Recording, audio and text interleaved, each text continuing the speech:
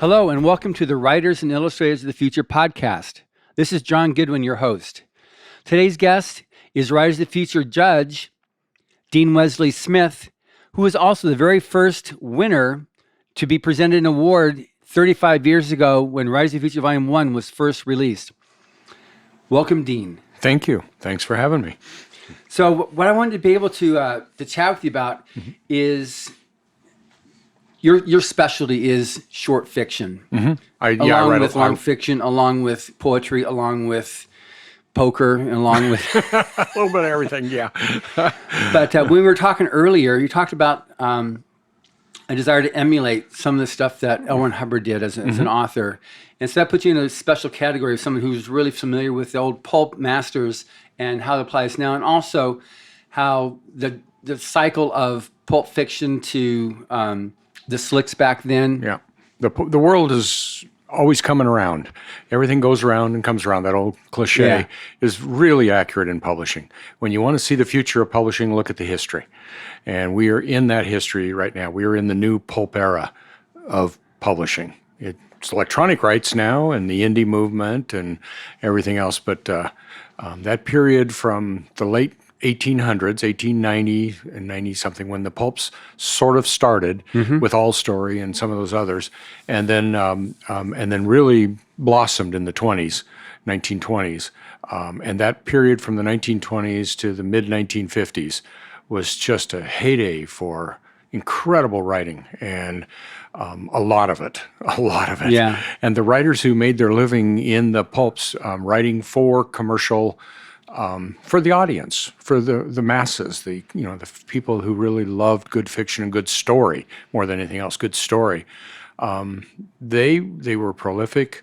They had a work ethic, and everything about them I really have loved studying. And Hubbard was one of the masters of that period of time, as well as Lester Dent, which is actually one of the pen names for Fanthorpe, and a couple of the others. They were amazing writers, just amazing writers. So now you've also spanned multiple genres in your career, as did Hubbard. So talk about that, like the need or the significance of being able to write effectively in all the genres. Yeah, I think it's a key in this. It was a key in the pulp era. There were writers who stayed in one thing, like Lester Dent wrote Doc Savage, but there were a lot of writers, although he broke around quite a bit too.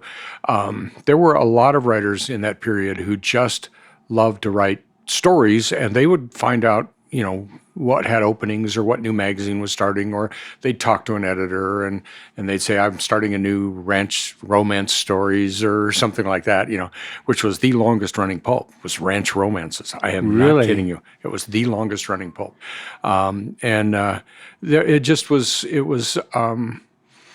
It's advantageous as a writer to sell a lot of, to have a lot of different markets. And if you enjoy reading across genres, I wouldn't suggest a writer ever try to write something they don't like. Right. I'm, for example, I have my weaknesses, one of which is the Regency period of romance. I could never write it. I don't even understand it sometimes. But pretty much else I write across the board, and Hubbard did too. He often would, just actually pick who was paying the most money, and that's how he ended up in science fiction a lot. They were paying more than some of the westerns and some of the detective things that he was writing for.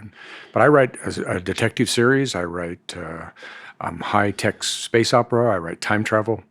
I am all over the planet. I write a lot of fantasy. Yeah. A lot of stuff like that.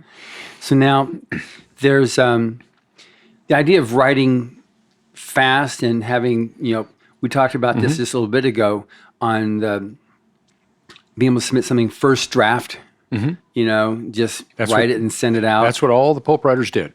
And one of them, the famous quote was, they don't pay me to rewrite something. You wrote it once, you wrote it clean. You wrote it to the best of your ability, and then you turned it in. And that's what writers should do now. They should write it once. They should write it clean. They should write it to the absolute best of their ability in that one, and then be done with it and move on to the next story. The old pulp writers were very, very good at that. They got paid anywhere from a penny a word and on up. I mean, Hubbard was one of the top writers. He got paid quite a bit more than that. They basically they had to write a lot of words to make a lot of money. But through the Depression era and stuff like that, a penny a word, 2 cents a word, they were making $50,000 to $100,000 in the Depression, where a loaf of bread was 5 cents, and you could buy a car for $100. They were really, really very rich, very, very rich. And then, of course, the booming Hollywood industry went to the novelists, and they took a lot of the work out of the magazines and a lot of that for the new growing Hollywood world. Got it. Now, on the analogy of your first draft or just writing like that, being all those nice little points coming out of your rock and the different edges and stuff like that. And then when you go to polish it, rewrite it, and get polishing. That analogy it does help in visualization. Is that when you find a beautiful rock on the beach or something like that, it has sharp points and it has, little facets in it, and it has all kinds of colors and everything else in it. And it's unique. It is a rock that is one of a kind. And that's the kind of thing, you'd like that. But then if you take that exact same rock and throw it in a rock polisher and let it, polish, it will come out looking like every other polished rock. It'll have colors, it'll be nice and smooth, and that's what rewriting does to stories. If you do the best you can, make it clean, don't write sloppy, and be done after one draft, you have that very unique thing that has your voice in it as an author, that has the character voice, that has some sharp edges, it may have a few imperfections. That's all good. That's what makes a story unique and makes it your story. But if you polish it and rewrite it to death, it just becomes like a polished rock and it looks just like everything else, and those don't sell. What sells is that unique, very different rock. And that's why the pulp writers are still being published to this day. I mean, we still see, the Perry Masons and the Doc Savages and all of that stuff is still to this day out there on the stands. We have Burroughs. we have a great success with Hubbard. We released the Stories from the Golden Age, which is 153 stories and 80 books. Wow. But I'm just curious, are there any do you remember any particular stories that stand out for you from L. Ron Hubbard? Oh, put me on the spot here. Typewriter in the Sky. That one, for some reason, I don't know why that story has always stuck with me. I mean, I realize I read so many stories because I still edit for Pulphouse and other things, as well as writing my own, and I read a lot for workshops and my students through our workshops at WMG. I basically don't retain story very much, but for some reason, Typewriter is one of those stories that is just, I think I probably have 10 stories in my whole life that have really stuck with me through the years, and Typewriter is one of them. And it's Mike Resnick's favorite story that Hubbard wrote. Yeah, it's just one of those things where, I don't know if it's my favorite story, but it is the story that when you ask me that question, and it's like, yeah, that one. It's there. I've reread it numbers and numbers of times. Yeah. I would say Battlefield Earth, a lot because you guys initially at one point was going to have me write something on it. Yeah. And I love that novel. I think that novel needs to be expanded. Not what Hubbard did, but the world. Right. The aliens invading and all the other stuff. So I would say of the two things, the short fiction, Typewriter was short. It wasn't that long. Novella. It's a novella length, barely, if I remember right. But Battlefield Earth 2, I think that one is the one that really also strikes me, and I've reread numbers of times, numbers and numbers of times. Yeah. So. Will 10, Phil Class, taught Typewriter in the Sky in his class at Penn State. Creative writing. He used that book. That was his favorite story as well. It just has a structure to it. Mike called it recursive. Yeah. Recursive science fiction. Yeah, absolutely. Yeah. Absolutely. Yeah, Barry Malzberg is the king of recursive science fiction, but yeah, typewriter's the classic. I don't know why, I just always go to that, and I'm fairly certain, if I remember the story right, it didn't take him very long to write that. It was a one draft, Right. night or so, and yeah.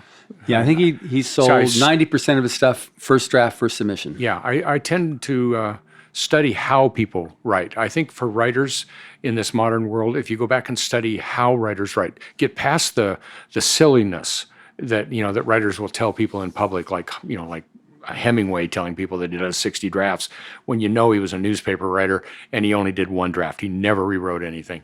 But he would just jerk young writers around. I don't believe in doing that. I believe that you need to get through the core as to how writers really write, and find out what they're doing, so that it'll help you and realize that what you're doing is fun. And if you're having fun with your writing, which clearly, a lot of these pulp writers were having fun. They were making a living and trying to get by, but they were also writing great fun stories. They were focused on story, and when you go back to that classic story, movement and action and characters and good characters and story, it tends to be universal, even to today.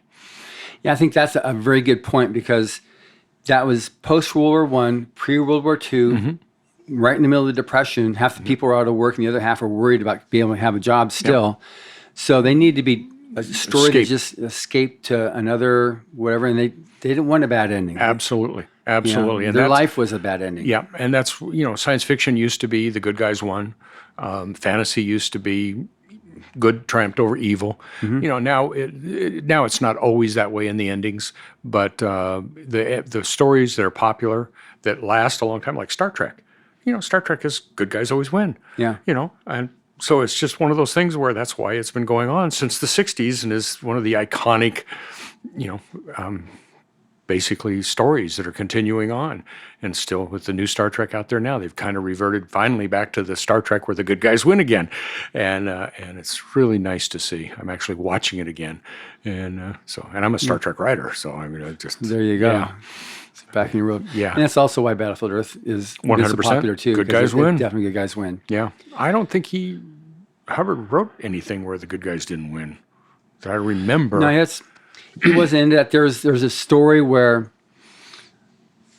he told a story about revenge, and revenge is definitely bitter. Oh, yeah. It was one of his westerns, and something there was like, whoa, but he was definitely... Revenge was a Western trope. Yeah. Yeah, that's an automatic Western trope. Somebody's killed and you got to go get revenge on the bad guy. Yeah. And telling it from that perspective, yes, it would be. But see, that's still winning. Your viewpoint character is still winning in the end, and that really helps readers. Readers love that. And so many newer writers and writers of this era forget that early on. They're writing this dystopian type of stuff, and it's like, no, the good guys win. I'm definitely that mindset. And Writers of the Future has that mindset. All the judges are pretty much of that same, mindset that, the story's got to be middle school on up. So we automatically exclude certain things, and that's fine. Even though it's open to all types of science fiction, fantasy, alternate history, horror, whatever like that. But it's got to have that, like, an uptick at the end of the story. Yep. It's got to have that feel good. Yeah. I like that. I like that a lot. The judges on Writers of the Future, that's one thing I mentioned to my wife, Kristine Kathryn Rusch, on the phone, is I've said, I'm with a lot of our old friends here. And so I actually did a little blog last night about, I'm down here and I listed some of the names and got a number of letters back this morning saying, wow, you get to be with all those people. And I'm like, yeah, this is Writers of the Future. They bring in the top writers from around the science fiction and fantasy genres, and they're all here trying to help the young writers who are winners in the contest. It's if you're not submitting out there to Writers of the Future, you need to be. Don't miss a deadline. Good. Plus, the deadline's really good. I think it's one of the most valuable things to Writers of the Future is that deadline. As we were talking, with Preston, with Preston earlier about how he hit that deadline. It forced him to write every 3 months. He got something in. That was Kevin Anderson's thing. That was his biggest takeaway from the contest. Yeah, and I would have never been in the first book if I hadn't had that deadline and to hit it that day. So, and I did the pulp writer thing. I pulled up a typewriter and banged out a story for a deadline. I felt really pulp writerish at that moment in time.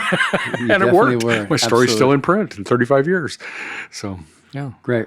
Well, thank you very much. You bet. It's been great speaking with you. Thanks a lot. Yeah, I hope the writers out there study the old writers. You can learn a lot. Great. Thank you for listening. Stay tuned for our next show.